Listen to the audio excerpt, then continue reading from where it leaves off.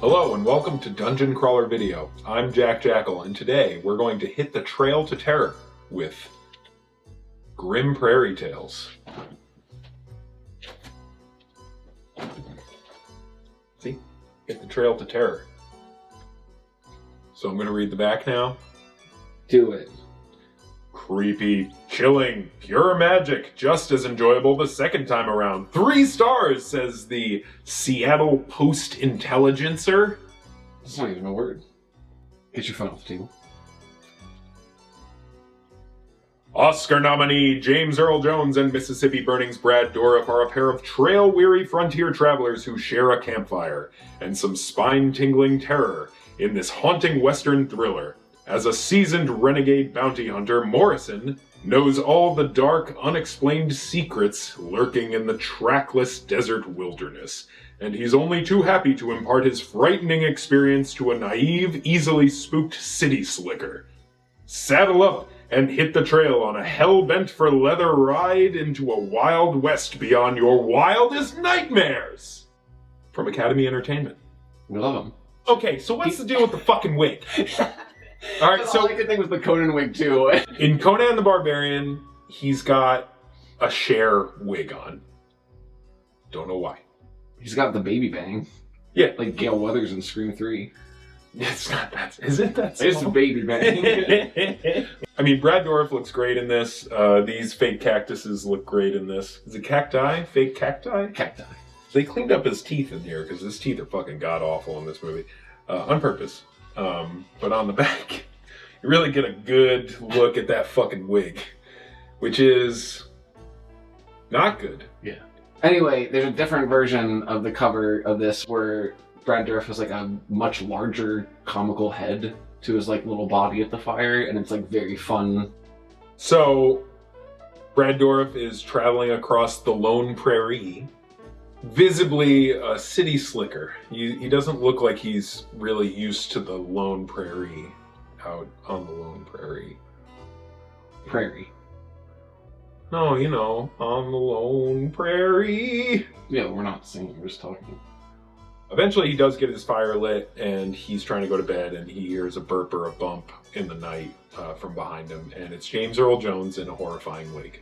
I wonder if it was his choice in this movie and Conan to just be like, wig me up. Nice.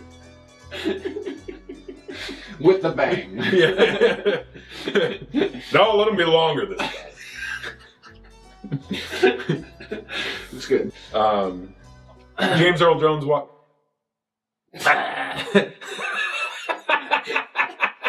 James Earl Jones walks up, or I guess his horse does, and he comes up on his horse. And what a weird way to say he rode up. James Earl Jones rides walked up, and he's on top of it, so he came up to James Earl Jones is his horse. Walks up. Okay. So James Earl Jones comes up on his horse. Sorry. All right. And he's got a dead body over a mule next to him, and he asks to share the fire with Mr. Bradford Dourif. Mind if I camp with you? Want a drink? No. They're already both like very prickly towards each other. Prickly like cacti. Cactuses, cacti. Dourif is like, yeah, you can use my fire to keep warm, but I'm gonna go to bed. And James Earl Jones is like, fine, I don't fucking care. Like, I'll go to bed. We're all here for the same purpose. Get some sleep. He looks tired, doesn't he, Charlie? Charlie thinks you look tired. But then they don't. Besides, weren't you the one who said to stop talking and go to sleep? James Earl Jones asks if Brad Dourif wants to hear a story. Cool, we're gonna tell scary stories by the campfire, but then it immediately starts doing comedic hits with like the body falling off of the mule or whatever. Yeah. And there's like really good camera work that goes between it sliding slowly and Brad Dourif watching and it's back and forth like 3 times. Yes. And then it hits, and he's like, ugh. Like, it's really funny. Wayne Coe does a great directorial debut. Fun fact. Fun fact. The cinematographer in this was his directorial debut, but he became Steven Spielberg's go-to cinematographer, and like 3 years later won an Academy Award for Schindler's List. Whoa! And then, like, Big kept leap. getting them because he did 20 films with Steven Spielberg through his career. That's really cool. Yeah. There you go. They have a bunch of back and forth, and James Earl Jones just keeps talking about the temperature. You're warm, aren't you, Deeds? Like, and saying that Brad Dourif must be hot by the fire. Yeah, he's trying to get him to undress. Yeah. There's a lot of sexual tension between But them. he's like wearing a lot of fur. Yeah. Also, he's constantly drinking from a flask, and every time he drinks, he's like. He also makes a Star Wars reference. This buffalo came by and I dropped it with my sharps, carved him up, crawled right inside his gutted hide. Yes, sirree. Nice and warm. The one issue with this movie in general is that, like, the stories themselves. Well, we'll get into it. You be the judge. You want to hear a story?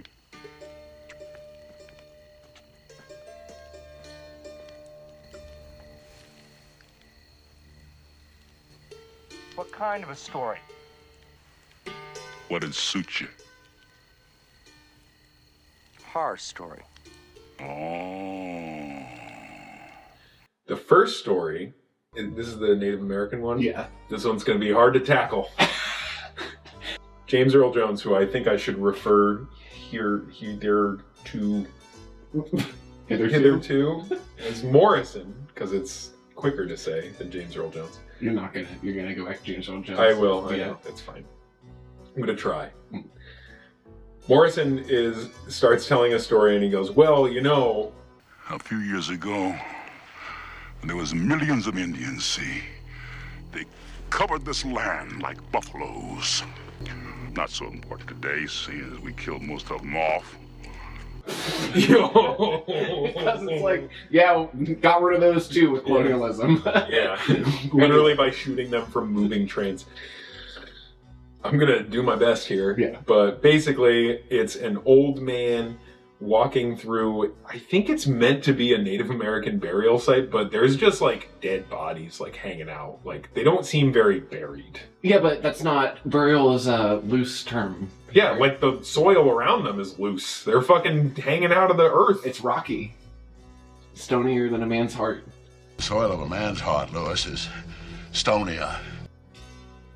He's kind of just walking through this foggy, spooky area and just talking shit at all these dead bodies, and it sucks. Like, he's just being an asshole.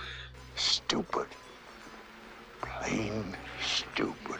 And then he comes across a dude who may or may not be alive, discovers that the guy is alive, and he kind of just sits there and starts talking shit to this guy now. And he's like, Stand. why don't you get up and fight death? And he's like, I'm older than you are. And I'm like, buddy, this guy is old. Like, this guy's fucking ancient. Like, why? How could you say that? I'm older than you are. And believe me, when I go, it won't be like this. That actor was born in 1915. Which actor? The white guy or the Native American? The white guy. I don't think a lot of the Native American people were credited. His Wikipedia page, the first descriptor of him says, often playing old crusty figures and father/grandpa roles. Now, when you say crusty, do you mean like hopping trains and playing banjos with a dog that's sick? And listening to Crass. Yeah. Crusty grandpa is walking around the burial ground. He's not being very nice, and the guy's like, eh. He's like, okay, I'll come closer, what do you want to say? And the dude just bites his face really hard, and it's awesome. His ear. Yeah. Yeah. And he's like, oh, you were just trying to tell me, like, I guess your temper amused, just let me know. like, oh, you're just letting me know that I was bothering you. It's Yeah. like, yeah, dude, he's fucking dying there. Like, let him die. Like, Rest in peace. Who put a bonnet on, by the way, to cover his bloody ear. so they end up back in a small village, and all these people like kind of take care of this old crusty man, the white man. They let the guys sleep in their village, and all through the night, it's just kind of like a dark montage of sticks and mud and leaves and shit. And then the dawn comes, and the kids are just like running through the mist, and this guy's just like, yeah! He's screaming crazy. Like, his scream is nuts. It is.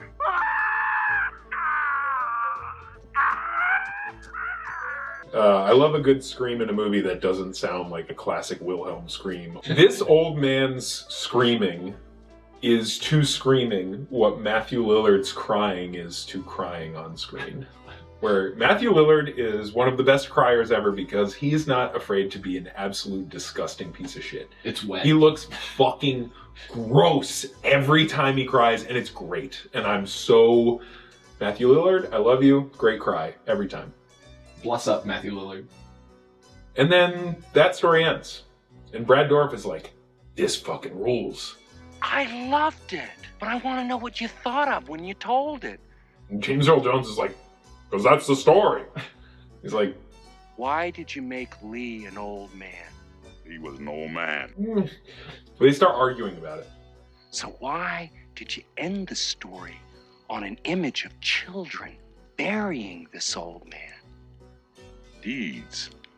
It's a story. You tell it, and there it is. I called him James Earl Jones. Yeah, there's no way to know. Let's get a James Earl Jones counter. It's always going to be James Earl Jones. Yeah. Morris. Son.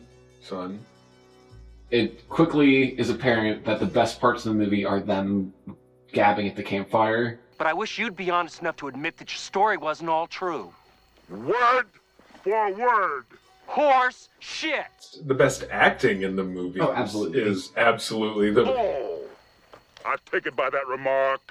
You don't want to hear another. You want another cup of coffee? But here's the thing. My favorite story comes next. You gotta tell another. I gotta do nothing. He liked the story, but he felt that Morrison was holding back. Give me another cup.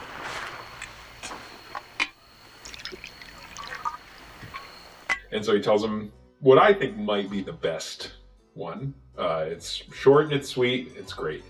This story, Deeds, is about a young fella, not unlike yourself.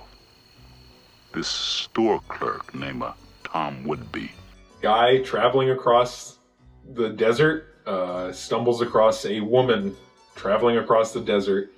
And while he is betrothed, he wants to take care of this poor lady cast out by her community. She's obviously pregnant. She's like wary of him, but thankful. And so like, you know, he keeps his distance, but then they start buddying up to each other. He learns her name. She learns his. They start talking more. And then one night they're sitting by the fire together and they get nice and cozy.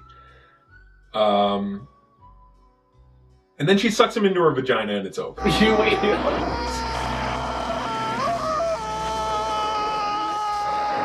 There's this really, really great part where this dude's like bare ass just deflates and then just go and it's so good. It's so good. That's the whole story to me. It is very short. He gets no.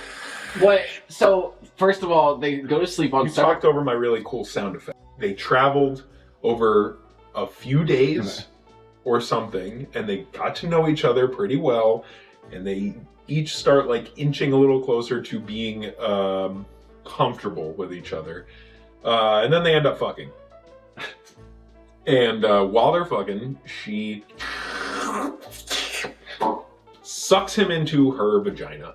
But also, first, before that, her stomach deflates. And she tells him that it makes her more approachable to strange men to look pregnant. So she sucks him in her vagina and then looks pregnant again. Yeah, so she's her belly's full of man guts. Yeah, so you realize that bones. she's just going through the prairie, sucking dudes in her vaginas to look pregnant for the next guy, and that's awesome. Yeah, it's pretty cool. She's like a Black Widow type, only. Actually, that's pretty much it. She just eats them, but eats them through her vagina. Suppository. She's just wandering again, and then you just come back to the campfire with Morrison and Brad Dourif, and he's just like, that was disgusting. He's like, yeah, but you liked it. And Dourif is just like horrified, but also is excited visibly. And Morrison is like, I got you. See, like I told you a good story that you liked and you hated it at the same time. And that's what makes a good story, because it made you feel something. And that's nice. It's a cool story. This whole movie is actually about why stories need to be told. Stories, why stories? Well, it's a good way to get to know a person. Entertain you, I guess. So stories are entertainment. I wrote, Brad Dourif said, just because that story made me horny didn't mean I liked it. Pretty much it, yeah. It excites you. It arouses you. And if it did, so what? That doesn't mean I liked it. James Earl Jones, Morrison, is like, see, I told you a good story. We can go to bed now. And Dourif is like, no. Like, I'll tell you a story. Like, how about this? And then he attempts to tell an even scarier story. I know a story that will make fats fly out through your ears and your tongue burn. All right. One of the scariest things out there, which is racism. That's true. What the whole story's about. The war displaced a good many hard-working families. Some on account of fear of retribution, and some because their homes were destroyed by the noble North. So we start with what literally appears to be like the beginning of the Little House on the Prairie show. Like a family of three, the father figure. Yeah, stepdad. It's a stepdad situation, which comes in later as like one of the confusing elements to me. I'll get there. Is that guy who sucks. I don't know anything about his like personal character. It's just that in every movie that I've seen him in, he plays a guy who sucks and he does it very well. Spoiler alert, he sucks in this too. Everything seems hunky-dory at first. They start like pitching tents and like, we're gonna live on this giant tract of land. The little girl is like happy with her stepfather. The mom is happy with her husband. And then a bunch of dudes ride up on horses and they're like, you gotta do your duty. I gave you this land at a good price, so like you gotta come help us out with this thing. And he's like, listen, wife and stepdaughter, I gotta go do this. This is my duty. I'll be back. And then the little girl follows him. And it just turns out that they're just murdering a person. Yeah. So they're the early stages of the KKK. Yeah. And they're just like committing hate crimes. Yeah. Against at least one person, if not multiple people. And it's also just an insane visual because there's like... It's bad. Like people on a tree on fire, and then the bad man from Biodome is just hitting people with a 2x4. Yeah, he's just got like a piece of wood. And the rest of them are on horses, so he's just in there doing that, and you're like... I will say, as awful as this whole part is, the shots of her in her white dressing gown stuff, yeah, with running like through the dark, the flames and it's like really beautiful. Good cinematography. Yeah, but super bummer. So, the Grim Prairie Tales are grim. Yeah, so Daddy was part of a lynch mob, and she goes back to the camp and is like, Mom, Dad's a racist piece of shit. Do I have to tell you everything I saw tonight? Don't you know? We gotta get out of here. And she's like, What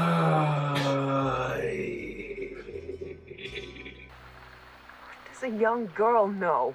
And she's like, no, he's a murderer. Like, he's a bad man. He kills people. She's like, look, I know he can be a bad man sometimes, but I just can't help but loving him. And it's like, really, the daughter's just like, what the fuck is happening? The mom, like, sort of just, like, says something to him. She's like, hey, listen, were you going out and committing hate crimes last night? And he's like, I gotta do this, okay? It's me, and Saturdays are for the boys. And she's like, all right. It's tense for seemingly like a day or two. And he's like, hey, I gotta go into town for something. Do you want to come with me, wife? And she's like, no, maybe you should take my daughter. Your daughter. Eva? Yeah, Ma? You on your paw into town. Things are just like really weird on the Wagon. Thank you. She just kind of like screams out of nowhere and she's like, Daddy, stop the wagon. And like hops off and grabs a bonnet out of the fucking grass, puts it on her head, and then she's like, I love you, Dad. I love you, Pa. It sounds like I laugh because it's fucking insane sounding and it is just what happened. That's just what happened. And Dourif's like, and they rode off into the sunset with their arms around each other, telling each other that they love you. And it's like... And as they roll off down the road, its neighboring fields broad and inviting, puts his free arm around her. I love you, Eva, he says. I love you too. I'm still confused about this story because I'm wondering if the horrifying part is that the girl is just like going to become like one of these like generational racists. Like, that's what because saying. she's like doing her duty. If that's what it takes to get him to stop, I can't do it. Just, hey, this sucks kind of scary of just like, and that's how racists are born, because Dad's providing for everyone, and he's basically arguing that in order for all of them to have a happy life, he needs to go out and commit hate crime. It's a hell is other people story. Yeah, sure. And James Earl Jones like comes out of me, he's like, like he's like, I didn't know you got down like that. Yeah, he's like, I like it. Maybe not as scary as mine, but that's not what your story's about, right? I like it! I'm pleased. yo, that was so sick. I can't go to bed now because I have to tell a better story than you. Yeah. I can't leave you telling the last story as being such a good one. No. Dourif is just like, no, don't. We gotta go to bed, man. I have to travel for an entire week to see my wife in Florida. And he's like, no. Like, I'm gonna keep you up. And so he starts shooting a gun at a fucking cactus and then sucks the gun smoke out of the barrel. And he's like, helps me focus. Okay, Jesus Christ. And then he drinks more and, like, visibly is, like, dying. But also is like, don't let me drink this to Brad Dourif. And he's like, don't drink it. Yeah. He's like, I got it. Tell me not to drink this stuff with your deeds, Don't drink it, Morrison.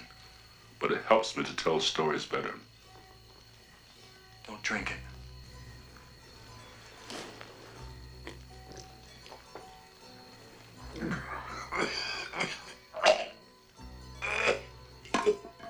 Oh, also, I'm sorry, leading into the story, James Earl Jones drank, and they did a crazy zoom into his mouth, and he's like, blah, blah, blah. Yeah. Imagine 4 men. Actually 6. 2 of them are dead. This rich guy is holding a competition for his next hitman bodyguard type guy. And they're down to the last man. It is factually a white man in brown face. Big mustache, he's got the sombrero. He's sniffly. He's very sniffly. There's a lot of... He's doing a lot of... Oh. Yeah. They showed that. Like, yeah. Oh, he does coke? Well, whatever snus, whatever it is. Yeah, Yeah. but... He's putting stuff up his nose. There have been, what, 3? What, before them? Yeah. I only remember the one dying, and then I was so distracted by the head honcho guy's son's chaps. The next guy in the competition is this guy who I wrote down as either being Ralph Fiennes, Bill Nye. Bill Nye. Nye. Bill Nye, the science guy? The science guy. Oh, okay. I thought he looked like Tim Roth. A little He bit. does, yeah. Yeah. But guess what? He's none of them. The final contender is this fella named Martin that could be played by any of these 4 or 5 people, but he's not. He doesn't like murderers, but he wants this job, and he thinks that the only way to get rid of murderers is by murdering. So he's getting ready, and he obviously is a very particular person. Everything needs to be just so, and so he shaves, he gets dressed, his like dumb fucking tie is exactly how it needs to be, His gun is exactly how it needs to be. He shows up and everybody already knows who he is. He's like, wow, you're the best gun in town. I hope you do better than this sweaty, sniffly guy. He does, but he doesn't really do it right. He pulls his gun from his hip and he fires into the guy's neck, which he did not plan to do. He definitely thought he was going to get the guy right in the fucking head, and he didn't. He's startled by this because the guy doesn't go down right away, and the guy just starts stumbling towards him, and he just bleeds all over him, just all over his face and his nice white clothes and his stupid tie, and it just drenches him. It really rubs it in. He's having a really bad time, but he gets the job. You got the job all right, Martin. You're the best. Good job, Martin. Good job, Martin. Can we get a good job, Martin counter? Nope. It'll be 1. Because from now on, I hate this guy. Because from now on, bad job, Martin. Yeah. Gets himself cleaned up.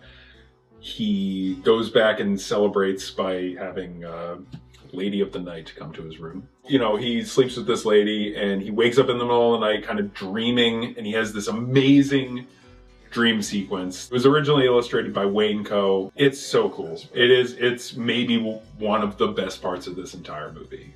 I mean, Brad Dourif's in this, so he's technically the best part of this movie, and one of the main reasons why we're talking about it at all. He's obviously like suffering from this experience he had killing this gunslinger. The blood definitely like really bothered him. So he wakes up in the middle of the night and he's like, there's blood on the bed, and she's like, that's my curse, which I guess is like her way of saying I got my period. It's my curse. What are you doing?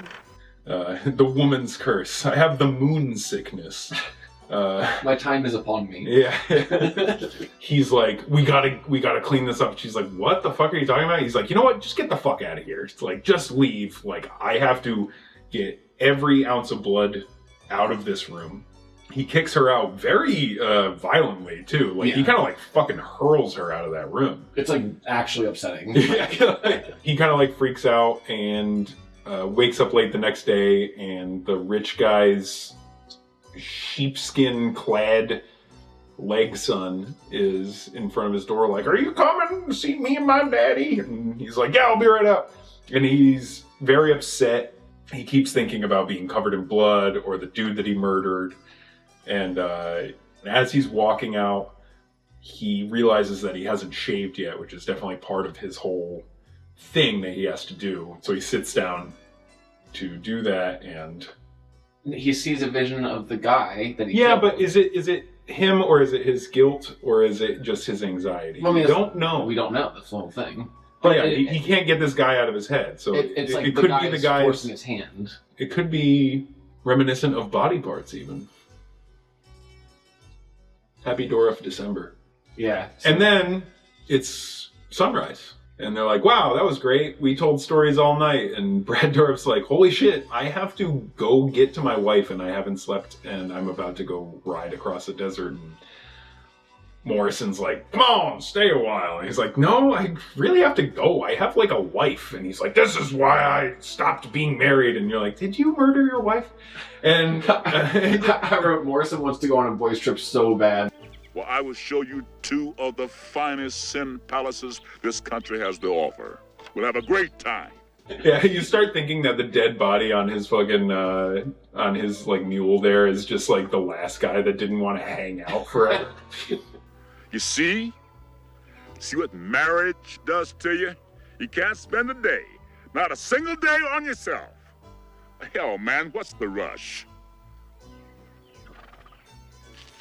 He's like, yeah, I'm gonna get rich on this dead body I'm carrying around. I found him, and he describes the guy, and he's like, he's missing fingers. And Dourif's like, that guy's not missing fingers. He's like, nah, I didn't say that. No, I didn't say that. Good. I enjoyed your stories. Come on. And then he just cuts the dude loose and follows Brad Dourif off into the sunset. And he, like, literally, to Dourif, he's like, it was the wrong guy. And they're like, haha. And Yeah. that's the ending. Dourif's like, cool, murder. Wasn't him. And then it also highlights the silliness of the ending by like the score being like a jaunty. Yeah, that's where they really get into Western style music done entirely on a Casio. Yeah, like complete with like coconut. Yeah. Yeah. I give this movie 3.5 bones. Which is pretty good. Because it's fun to watch. Brad Dourif is awesome. I've seen him in a lot of stuff, but this is like him being the most normal and nice, maybe, out of like anything that I've seen him in. Yes. Like he's definitely just like the most polite, even-tempered, well-meaning dude that I've ever seen him play. And it's great, because I'm just like, I hope he's really like this.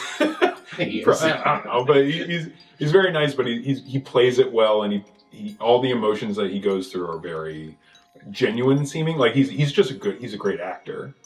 So like all of his excitement throughout the stories and everything just looks, he's doing a great job acting. James Earl Jones also does a great job. I'm baffled by him in general, but like he does a great job. I also just love stories that seemingly are kind of about nothing. My favorite was the evil vagina lady. That was so cool. What was your favorite? I mean, that one is overall, because it's just so like, but I think the actual best one is the last story, because it's like, the most stuff happens. The drawing thing is really fucking cool. Yeah, the animation. I wrote in my notes, I wish there was like a half hour of this. The animation is the best part. Yeah. But my favorite story overall is the vagina stuff. Is the one where it's just like, scary thing happened. Like that, it's kind of... That was crazy. Seeing a guy's bare ass get deflated and sucked into a woman's crotch is awesome. Some of my favorite things are James Earl Jones's weird one-liners, like too much of a sow's runt to admit that, like... Oh yeah, I wrote one down too. Too much of a sow's runt to admit it. One that'll make bats fly out of your ears and your tongue blaze like a Marrakesh pig. Brad Dourif calls him a corpulent buzzard. I wrote that one down. Yeah. I wrote corpulent buzzard down. Corpulent buzzard! It's good. Stick to you like an eyeball to a cactus needle. Yep. It'll stick to you like an eyeball to a cactus needle. And also when he says deaf, but he says, I ain't deaf. The north wind hasn't made me deaf.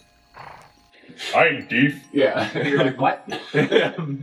Me either. I heard you mispronounce that word. Huh? Yeah. Also, I wrote down, we need to make Akalaka, Montana postcards. Well, I've even been to Akalaka, Montana. The only Akalaka I know is from Walk the Dinosaur by Was Not Was. Boom, boom, Akalaka, boom, boom. Boom, boom, Akalaka, boom, boom. Open the door, get on the floor. Everybody walk the dinosaur. Why should people watch this movie? Brad Dourif. Duh. James Earl Jones in another bad wig. A dude getting sucked into a lady's vagina. Fun stories about the Wild Wild West. The fucking animation sequence, as short as it is so fucking cool. It's worth a few watches. Like, so you can pick apart the little things. There's a lot of little things in it that are really cool. I would literally just watch the campfire parts. Like, just them talking to each other, enjoying the company. Like a whole, if them telling the stories never went to the live action. Oh, them like actually just telling the stories. I would love that. Like, I would be like, this is great. All right, let's go. More Dourif December next week on Dungeon Crawler Video. Bye.